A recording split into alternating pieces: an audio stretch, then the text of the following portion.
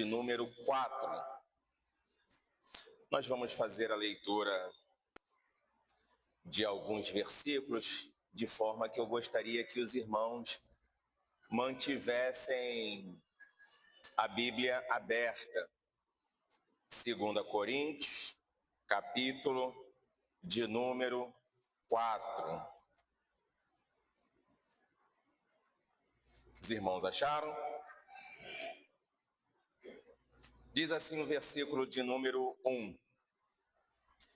Pelo que, tendo em ministério, segundo a misericórdia que nos foi feita, não desfalecemos. Antes, rejeitamos as coisas que, por vergonha, se ocultam, não andando com astúcia, nem falsificando a palavra de Deus. E assim, nos recomendamos à consciência de todo homem, na presença de Deus, pela manifestação da verdade. Versículo de número 3. Mas, se ainda o nosso evangelho está encoberto, para que os outros se percam, para que os que se perdem está encoberto, nos quais o Deus desse século cegou os entendimentos dos incrédulos, para que não lhes resplandeça a luz do evangelho da glória de Cristo, que é a imagem de Deus. Versículo de número 7. Temos, porém, este tesouro em vasos de barro, para que a excelência do poder seja de Deus e não de nós. Amém? Quando nós lemos esse versículo, esse texto, ele é bem interessante, porque quando a gente não atenta para alguns detalhes que rodeiam esse texto, ele acaba ficando um pouco desconexo, um pouco sem sentido. Eu sei que alguns irmãos já ouviram este versículo que nós terminamos de ler, que é o versículo de número 7. Temos, porém, este tesouro em vasos de barro. Mas para nós entendermos o objetivo dessa carta de Paulo, nós precisamos compreender algumas informações que caminham com ela. As cartas que Paulo vai escrever para Corinto, para a igreja que está em Corinto, elas vão totalizar 4 cartas. Quantas cartas? 4. Sendo que dessas 4, 2, elas são, vamos assim dizer, extraviadas. Elas não foram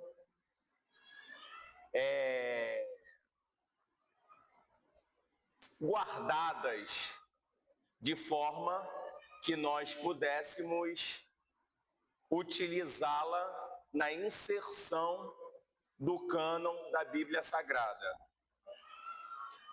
Alguma linha historiográfica vai dizer que isso aconteceu porque o material que foi escrita a carta era um material degradável, que com o passar do tempo se deteriorou e aí não conseguiu durar muito tempo.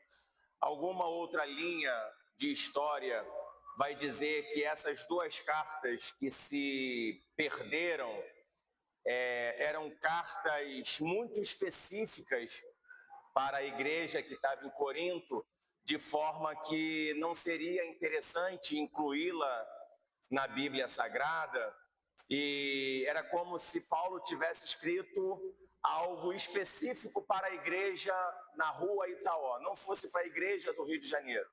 E aí não seria interessante incluir? Fato é que nós não temos acesso ao que estava escrito nessas duas cartas que foram perdidas. Porém, estratégia e provisão divina é que hoje nós temos acesso a duas cartas. E essas duas cartas, elas são tão abrangentes e cirúrgicas que elas falam até hoje ao nosso coração, como se assim fosse Deus falando conosco. Eu me recordo que nós iniciamos o ano falando sobre o crescimento, uma resposta que Paulo, na sua carta, ele vai dar em relação ao comportamento que os irmãos em Corinto estão tendo. É uma disputa partidária. Os irmãos em Corinto estão como que uma torcida organizada. Um que torce por Paulo, outro que torce por Pedro, outro que torce por Apolo.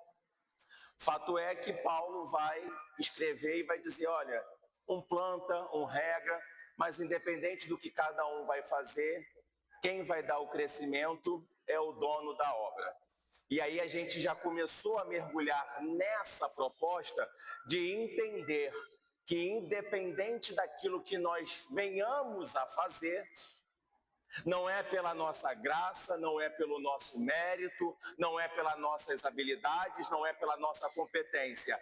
Tudo aquilo vai acontecer porque Deus, Ele é o dono da obra. Então, Ele decide fazer crescer porque Ele ainda é o detentor de todo o controle na nossa vida.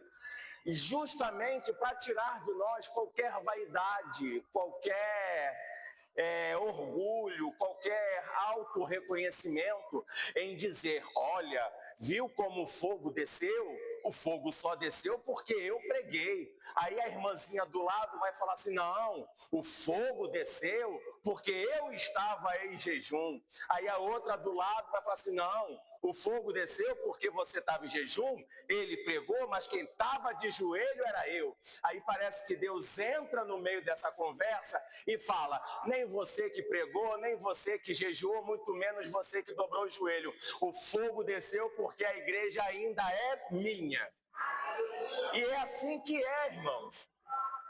E agora no capítulo 4, Paulo ele está precisando mais uma vez ratificar quem ele é.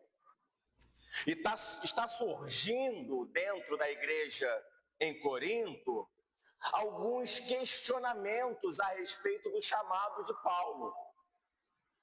Está surgindo alguns falsos mestres que estão colocando em xeque a legitimidade daquilo que Paulo instituiu como igreja. E aqui é muito arriscado isso. Quando nos é dado a suposta liberdade para que nós possamos aplicar julgamentos de valores baseados naquilo que nós achamos. Presta atenção aqui. Os irmãos em Corinto, eles estão tão apegados aos costumes culturais partidários de torcer por Apolo, de torcer por Pedro, de torcer por A, de torcer por B, que até que um momento um levanta e fala assim, mas e Paulo? Ele não era gentil? Ele não era perseguidor do cristão? Agora é Paulo que vai ditar as regras? Geralmente uma opinião como essa vem de alguém que ainda não sofreu a completa transformação. Porque aquele que é alcançado e transformado pelo poder de Deus, consegue plenamente reconhecer o mesmo poder na vida do irmão. Porque o mesmo Espírito que habita em ti, habita na vida do irmão. E o Espírito Santo testifica, porque o Espírito é um só. Então, Paulo, no capítulo 4, ele vai trazer, assim, uma reflexão um pouco mais enfática a respeito do que é o Evangelho. O Evangelho, ele é a boas novas. O Evangelho é aquilo que transforma um ser miserável em um ser capaz de poder morar no céu.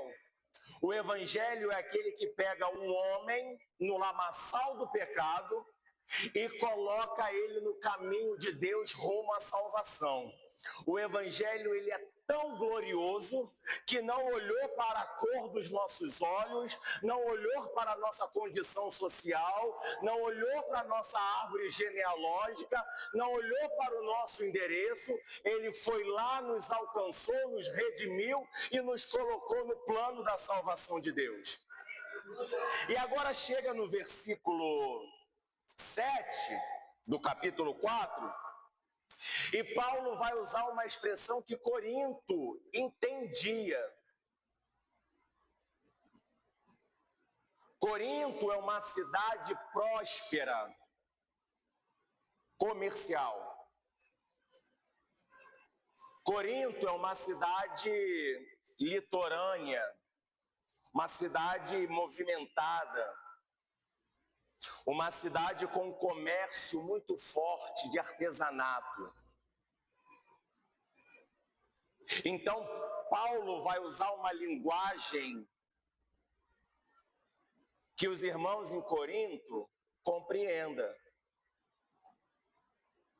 Porque todas as vezes que Deus quer falar conosco, Ele usa a linguagem que a gente entende.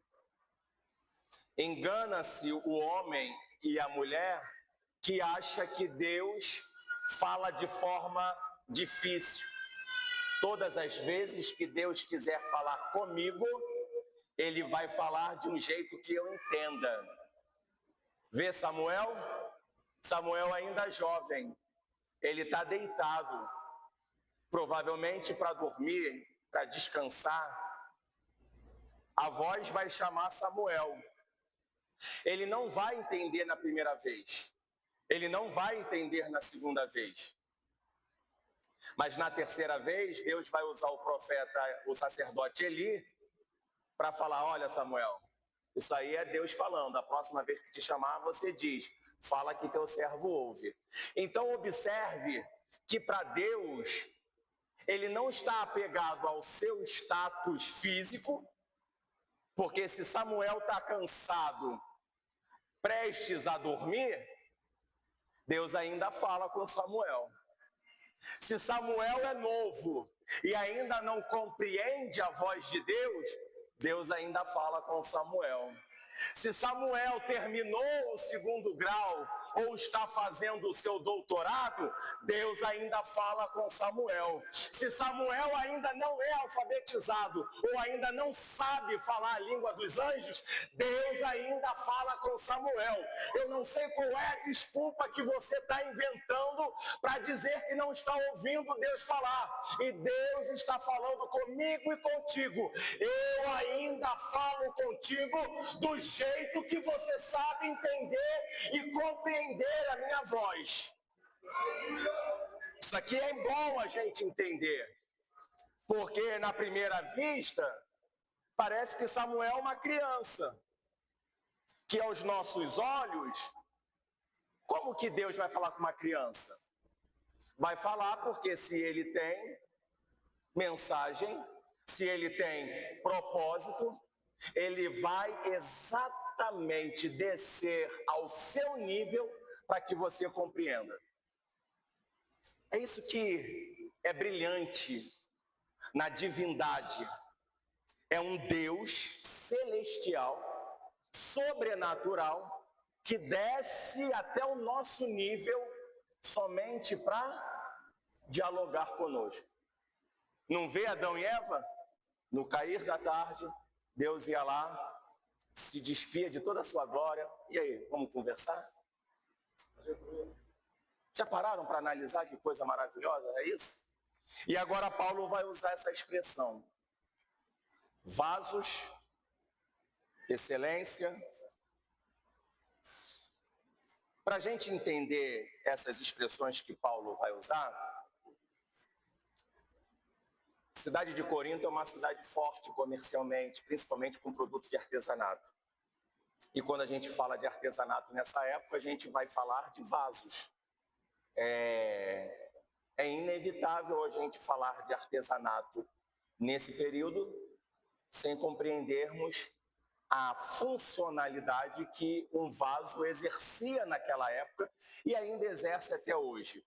É como se fosse, nos dias atuais, para as irmãs, a vasilha de Tupperware. Serve para tudo, desde o feijão que sobrou e você guarda, até a carne que você quer congelar para o mês que vem, a vasilhinha serve para tudo. O vaso aqui, nesse contexto, ele vai servir para tudo. Desde guardar água, vinho, bebidas, até como cofres, compartimentos para guardar dinheiro. Instrumento de utilidade diversas. E aí Paulo vai dizer, ei, temos, porém, este tesouro. Que tesouro, Paulo? A glória. Olha o versículo de número 6. Porque Deus que disse que das trevas resplandece a luz. E quem resplandeceu em nossos corações para a iluminação do conhecimento da glória de Deus na face de Jesus Cristo. Temos, porém, este tesouro. Que tesouro? A glória de Deus.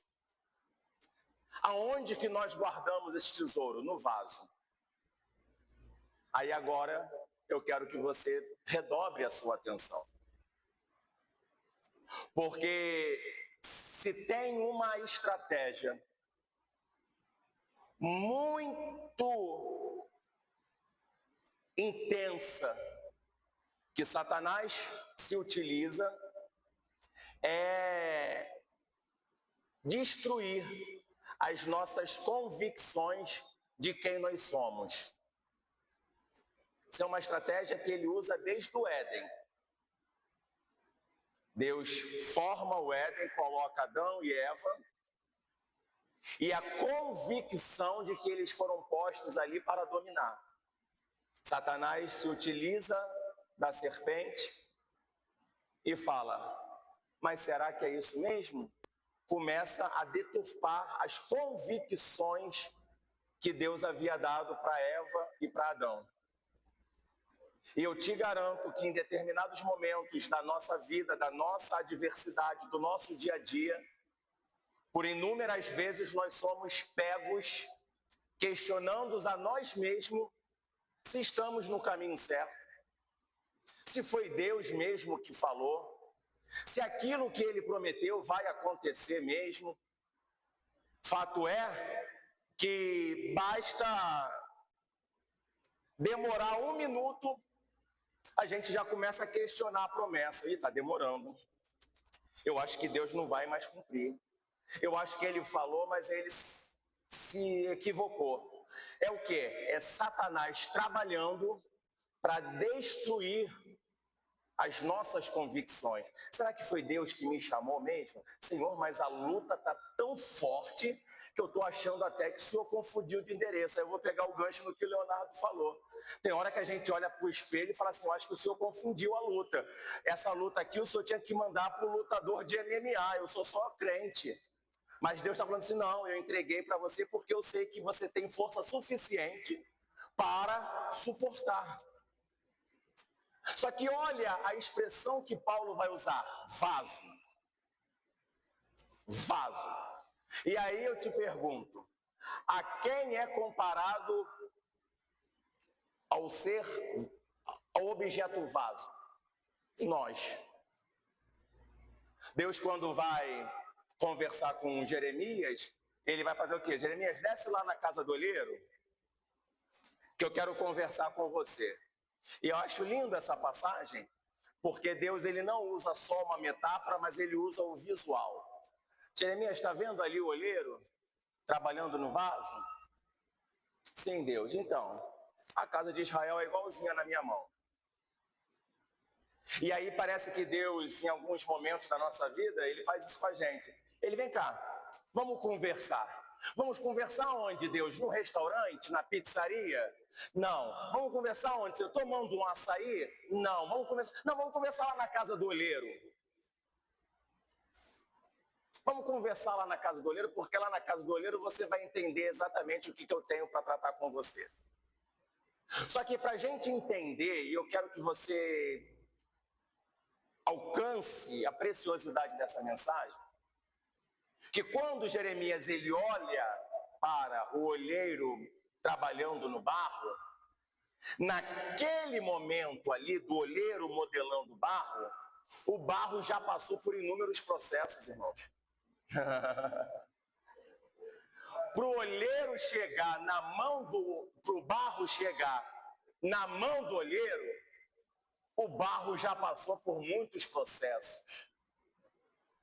Prova disso é a vida que Deus nos proporcionou viver até hoje.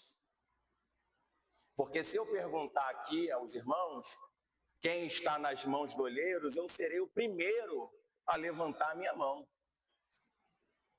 Mas eu e você precisamos compreender que até o barro chegar na mão do olheiro, ele já passou por processos.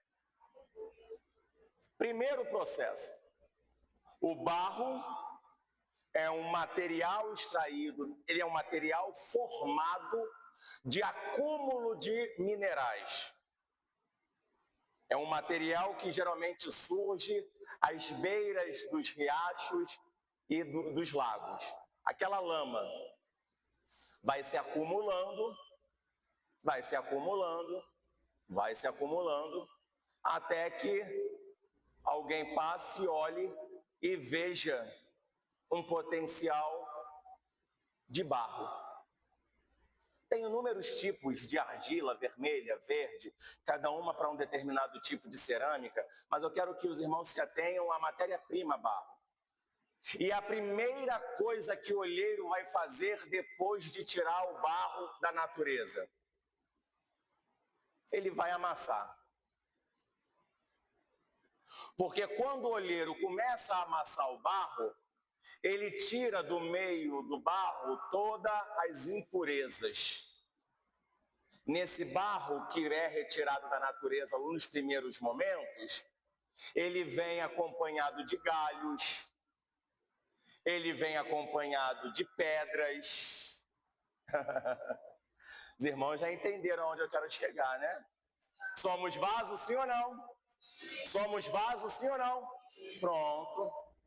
Então eu não tenho dúvidas de que quando o Papai do Céu resolveu nos separar para um propósito como vaso, no primeiro momento, o que é que nos acompanhava? Pedras, galhos, sujeiras, elementos impossibilitantes de formação de um barro para vaso. E aí o que o olheiro vai fazer com esse barro? Ele vai amassar e vai olhar. Nisso que ele olha, opa, aqui tem um galho, vai atrapalhar esse barro. Aqui tem uma pedra, vai atrapalhar esse barro. Logo, eu consigo facilmente entender que para ser vaso na mão do olheiro, eu não posso mais carregar pedras. Dá glória para dizer que não foi com você, pelo menos você disfarça. Para ser vaso na mão do olheiro, eu não posso carregar pedra, porque pedra atrapalha o olheiro de me transformar em vaso. Para ser vaso na mão do olheiro, eu não posso mais carregar galhos.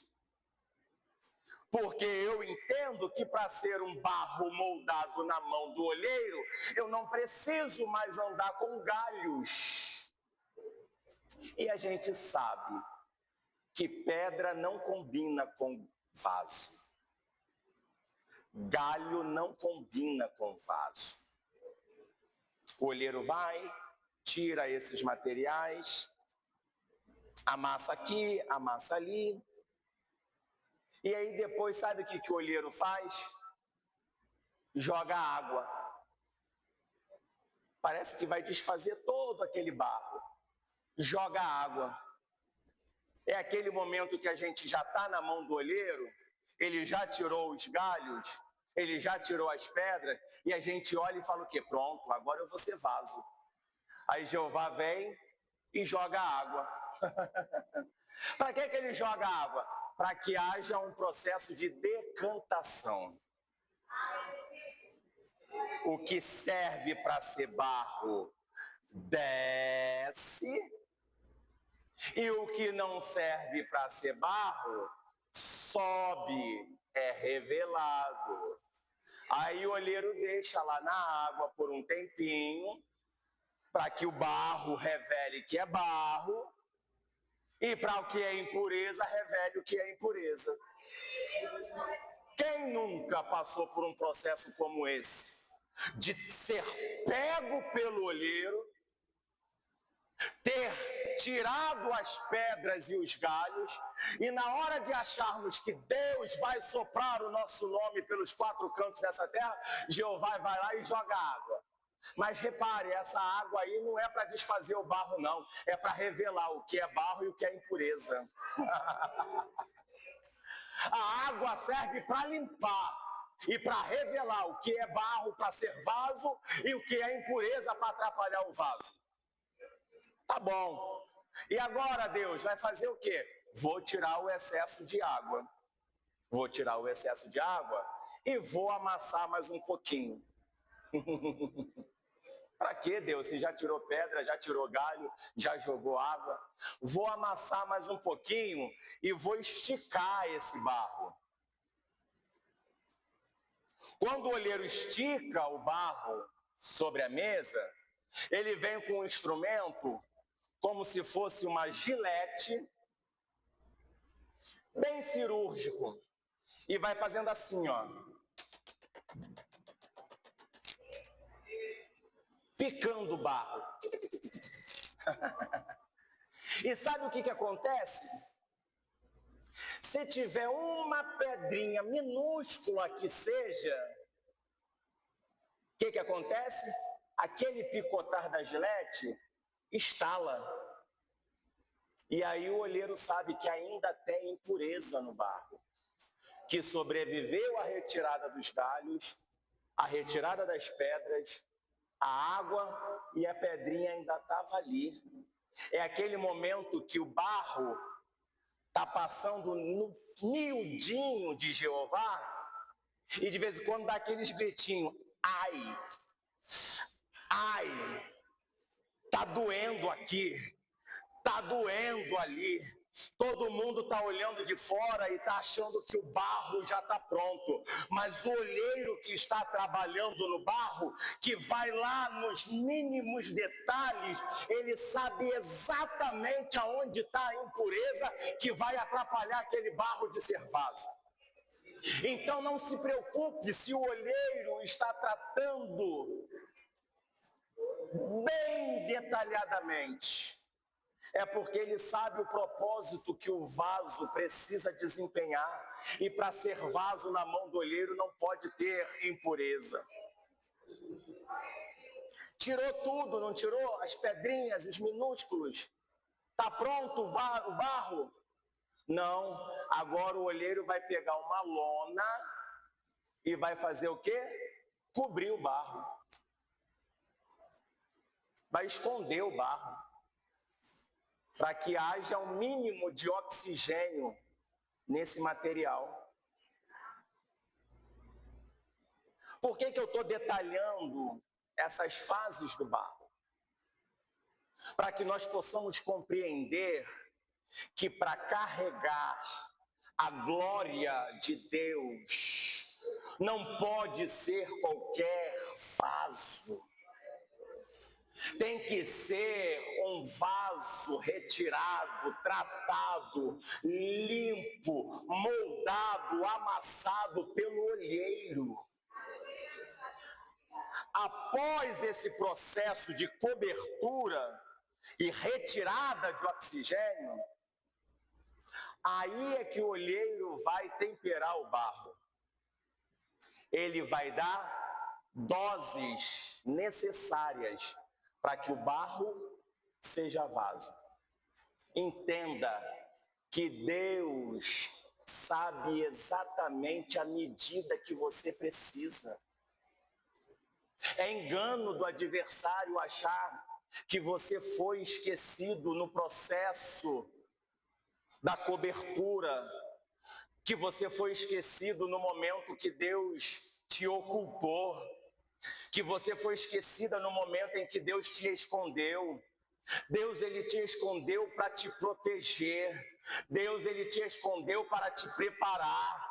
Deus, ele te escondeu para formar o barro resistente à modelagem do olheiro. Porque se Deus queimasse um processo na nossa vida, nós não suportaríamos as altas temperaturas que o vaso é exposto na fornalha. Tirou a lona? Tirei. Vai revelar o vaso agora, olheiro? Não. Agora eu vou temperar. Porque o vaso, ele precisa ser temperado. O vaso não pode ser 8,80. Comigo é bateu, levou. Comigo é falou, levou. Isso não é comportamento de vaso, não. Porque vaso é temperado. Vaso é temperado. Seja breve no ouvir, tardio no falar. Vaso é temperado. Vaso é temperado. Agora que o barro é temperado, o olheiro vai começar a moldar o vaso. Nesse processo de moldar o vaso, o olheiro, ele nunca começa de fora para dentro. O olheiro começa enfiando a mão por dentro do vaso, do barro. O processo de formação do vaso começa de dentro para fora. Quem está olhando de fora está vendo um monte de barro todo deformado. Mas o olheiro que está com a mão por dentro, ele está vendo exatamente aquilo que precisa ser feito para iniciar uma modelagem. Quem está olhando para aquela cena do olheiro moldando aquele monte de barro, está achando que aquilo dali não vai sair nada. Mas quem é que conhece a mente do seu Deus? Quem é que pode aconselhar o Deus a fazer o que ele tem para fazer? Antes, aquilo que ele planejou em sua mente, ele executa porque ele é Deus. Quem está olhando de fora está falando, coitada dela. Quem está olhando de fora está falando, coitado dele. Aquilo dali não vai dar para nada. Aquilo dali é um monte de barro. Aquilo dali é um monte de barro. Não vai servir para nada. E o olheiro está falando, observa e veja o que eu faço de dentro para fora. Sou eu ainda o olheiro que modela o vaso. Quando o vaso cria a forma, ele vai ser posto para secar e em seguida ser levado para a fornalha a altas temperaturas. Porque vaso que é vaso, ele é experimentado. Vaso que é vaso, ele é experimentado. Eu me recordo que na semana passada eu falei sobre você controlar as suas emoções. Os fariseus, os escribas chegam lá, jogam aquela mulher na frente de Jesus, esperando o alvoroço, né? Aí o que Jesus faz? Calmo e tranquilo. Aquele que não tem pecado, atira a primeira pedra. É saber controlar. Vaso que é vaso, tem que saber, tem que ser testado. Ai, pastor, por que eu estou passando por isso? Você está sendo testado para ver se você é vaso. E deixa eu te contar um segredo que você já sabe. Dependendo da tua reação, é a revelação do tipo de vaso que você é. Vai botar na fornalha. Para muitos, é um processo final da conclusão de um vaso. Só que dentro dessas etapas todas, há quem não apresente um bom barro, de forma que quando é testado na fornalha, o vaso no instantinho estala. Perdeu o trabalho todo. O barro foi lá, estalou, não aguentou o fogo. Aí o olheiro falou assim: é melhor ser revelado no fogo do que ir para a mesa de venda. É melhor ser revelado no fogo do que ser vendido por algo que não é. Porque se o olheiro não experimenta o vaso na fornalha, na primeira oportunidade que o vaso vai ser utilizado no fogo, a Dona Maria vai perder a comida toda. É melhor estar lá na fornalha do que estar lá fora. Só que tem barro que é esperto. Tem barro que é esperto, que consegue camuflar esse período da fornalha. Tá lá, ó, fornalha, e ele tá lá. E ele só apresenta pequenas ranhuras, rachaduras. De forma que quando o olheiro tira ele da fornalha, você olha de fora e você fala o quê? Nossa, que vaso bonito! Que vaso lindo! Suportou a água, suportou o anonimato, suportou o amassar do olheiro, passou pela fornalha sem gritar. Só que o vaso que é vaso, ele sabe que tem pequenas ranhuras, pequenas rachaduras. O olheiro pode até não perceber na hora que tirou da fornalha, mas está lá. E aí o que o olheiro vai fazer? Ele vai pegar o vaso e vai apresentar para aquele que não mente, para aquele que não erra. A avaliação do olheiro é expor o vaso ao sol. Porque diante do sol da justiça, toda a imperfeição e toda a rachadura, ela é revelada. O olheiro, ele vai pegar aquele vaso que aos olhos nus está perfeito e ele vai expor ao sol. E quando é exposto ao sol, o olheiro consegue facilmente ver as rachaduras que o vaso tinha. Quando o olheiro ele é mau caráter, ele vai pegar a cera e vai cobrir aquelas rachaduras com uma decoração de cera, de forma que, ainda que não tenha quebrado na fornalha, ainda dá para aproveitar como vaso. Mas observe que um vaso rachado coberto de cera não serve para tudo. Um vaso rachado coberto de cera não serve para determinados tipos de coisa. Daí vem a origem da palavra sinceridade. Quando o comprador chegava na mesa do comerciante e olhava para o vaso e perguntava: é com cera ou sem cera? E aí o comerciante não tinha como omitir essa informação. É com cera. Então quem compra, já compra sabendo que aquele vaso não é perfeito. Quem compra, já compra sabendo que aquele vaso não serve para tudo. Quem compra, já compra sabendo que aquele vaso não resistiu às altas temperaturas.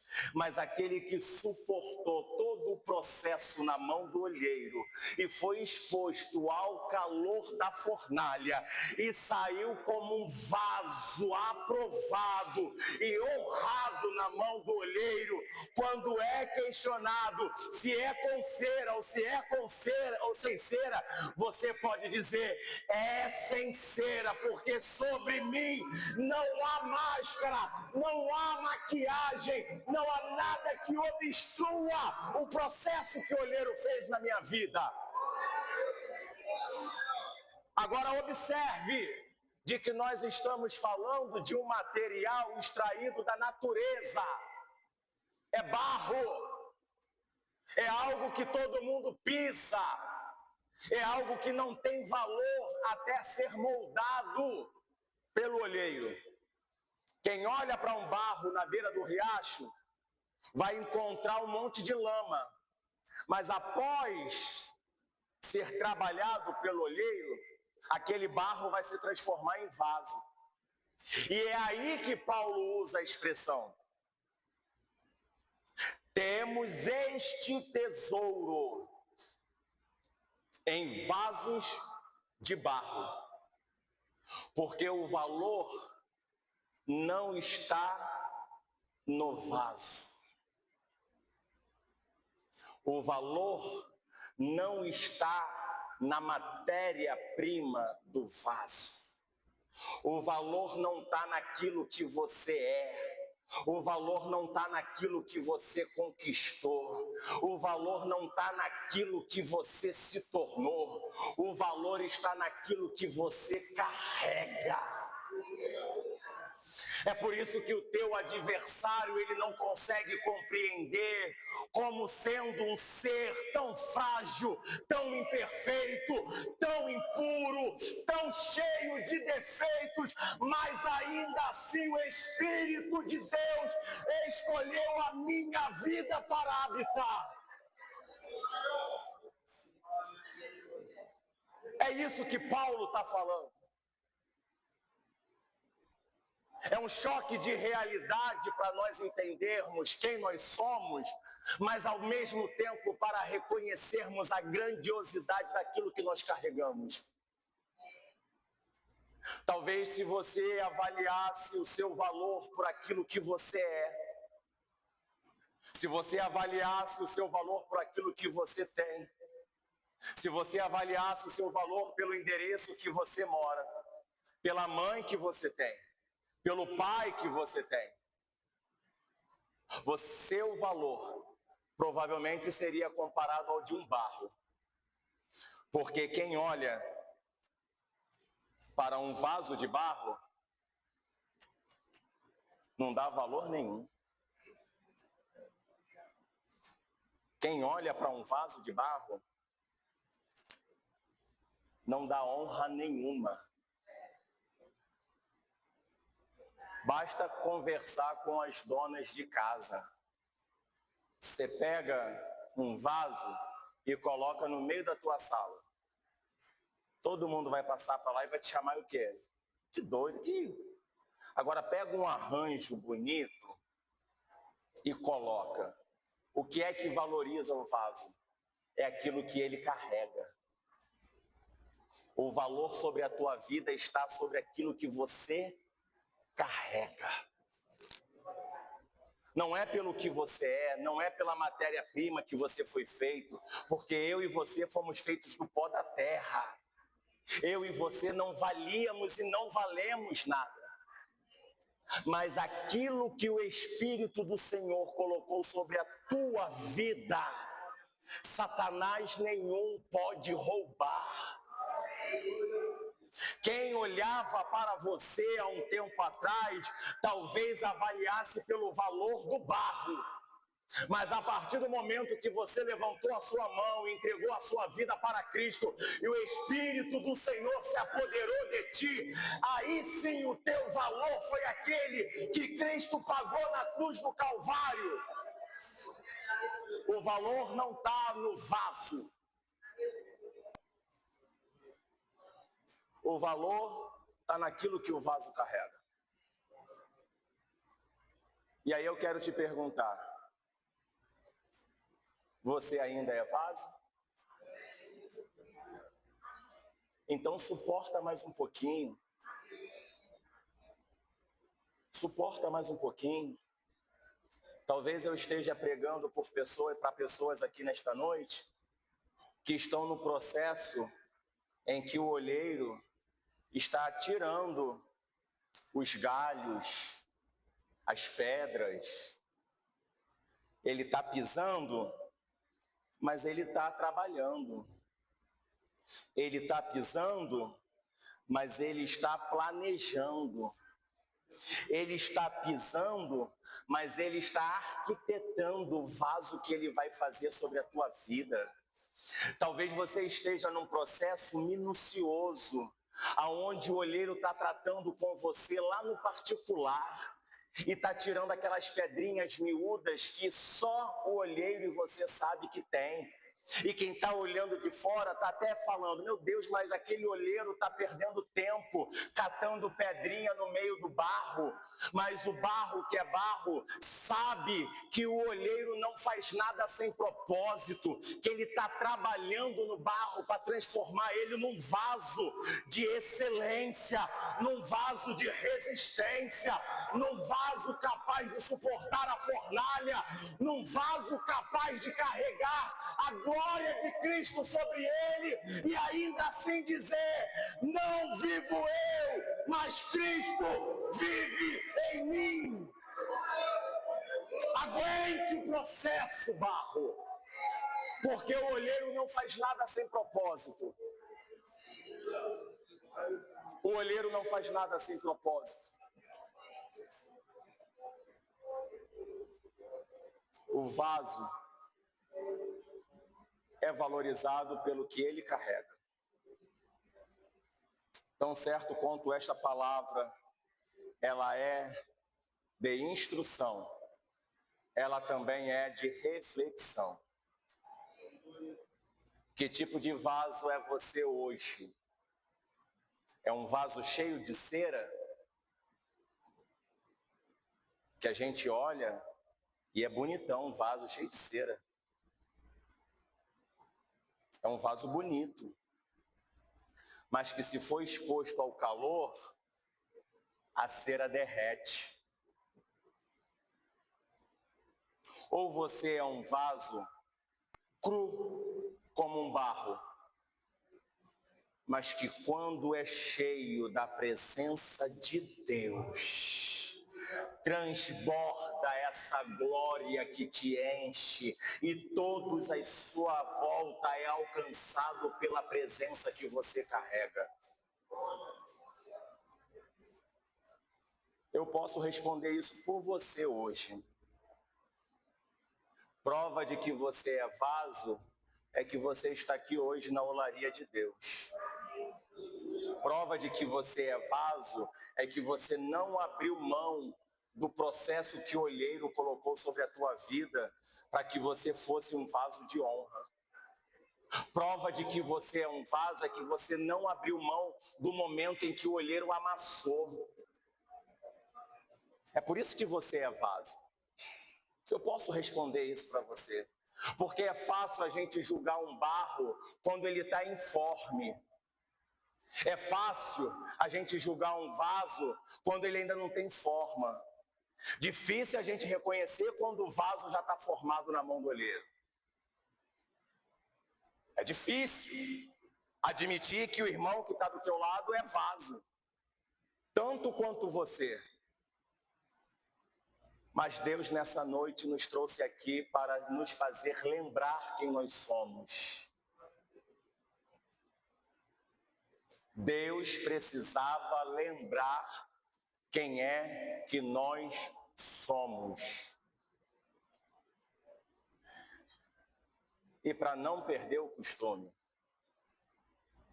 Você é vaso? Você é vaso? Você é vaso? Pode perguntar para o irmãozinho, você é vaso? Você é vaso? Então entenda que o seu valor está naquilo que você carrega, não naquilo que você é. Eu não sou honrado por ser pastor. Eu sou honrado quando eu dobro o meu joelho e imploro para que a presença de Deus me preencha. Porque um vaso vazio para nada serve a não ser fazer barulho. Mas você é vaso. Não deixa Satanás roubar essa tua convicção, não. Você é vaso. Tudo que o nosso adversário quer é confundir a nossa mente. Será que eu sonhei? Será que eu imaginei? Já era Deus enchendo o vaso. Permita-se ser cheio da presença de Deus. Para onde você puser a planta dos teus pés, você carregar consigo a presença do Eterno.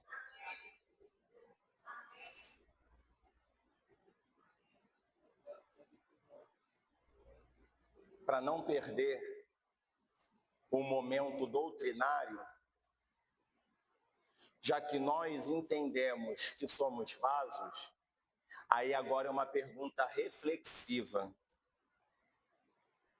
Que tipo de vaso é você?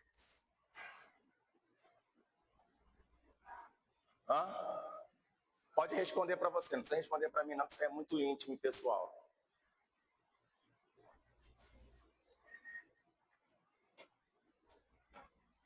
Tem vaso que carrega. Tem vaso que carrega. Tem vaso que carrega. Tem vaso que carrega flores. Mas tem vasos que carregam outras coisas e você sabe o que é. Não vou entrar nesse detalhe porque eu sou educado. Que tipo de vaso é você? É o que carrega azeite? É o que carrega água? É o que carrega flores? Ou é o que carrega... Você sabe o quê?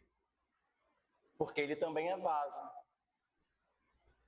Se você perguntar para ele, ele vai dizer que é o quê? Que é vaso. Mas está cheio de quê? Ah, pastor, eu sou educado, também não vou entrar nesse mistério, mas você entendeu, né? Você é inteligente, né? Quanto que é 1 mais 1? 2, né? Então todo mundo entendeu que existem vários tipos de vaso. Tem vaso de azeite, tem vaso de água, tem vaso de planta, mas também tem vaso que carrega o que não presta. Quem olha é vaso, mas carrega o que não presta. Acumula o que não presta. Foi feito para receber o que não presta. E a palavra serve para isso. Qual é o tipo de vaso que você está sendo? Um vaso usado para carregar azeite, para curar feridas? Um vaso usado para carregar água, para matar a sede do sedento? Um vaso usado para carregar flores e trazer alegria por onde você passa? Ou um vaso para carregar contaminação por onde você anda? Porque esse tipo de vaso, independente de quem chegue perto, é contaminado por aquilo que ele carrega. E aqui eu não vou nem entrar em aula de biologia, nem de microbactérias. Porque o lugar mais impuro da nossa casa é o nosso sanitário. Justamente